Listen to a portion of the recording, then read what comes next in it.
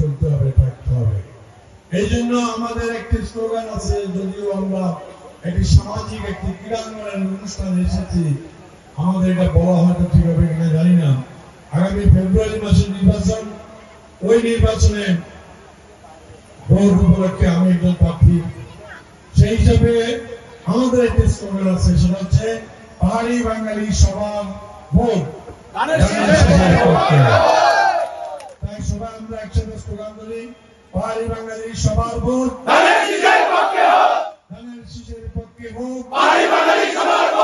এই চমৎকার একটা অর্থ, অর্থটা কিন্তু অত্যন্ত গভীর। শুধু ভোট না, ভোট চাওয়ার ব্যাপার না, ভোট দেওয়ার ব্যাপার না, ভোট দেওয়া না দেওয়ার কোনো ব্যাপার না। মানে আমাদের পাহাড়ি বাঙালি সবার কাছে আবেদন করছি, নিবেদন করছি, আমাদের পাহাড়ি বাঙালি সবাই একসাথে, এক ঘরে, এক ভাষায়, এক বাড়িতে, এক গ্রামে, এক মহল্লায়, এক উপজেলায়, এক ইউনিয়নে থাকতে চাই, ভাই হিসাবে, বন্ধু হিসাবে। ওই স্লোগানটা হলো পাহাড়ি বাঙালি সবার ভোট,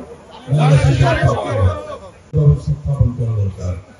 তারপরে এই এই সাজিকে এবং খাজা দিয়া একটা রাস্তা নির্মাণের জন্য বরাদ্দ দিয়ে দিলেন, এবং সেই রাস্তা আমরা করার জন্য চেষ্টা করলাম।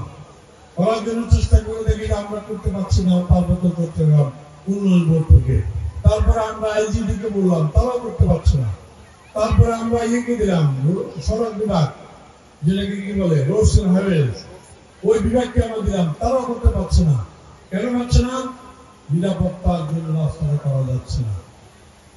তারপরে সেনাবাহিনীকে আমরা অনুরোধ করলাম যে আপনারা আপনাদের এমএস এর মাধ্যমে এই রাস্তাটা আপনারা শুরু করতে পারেন। সেনাবাহিনী নিরাপত্তা দিয়ে রাস্তাটা করেছে।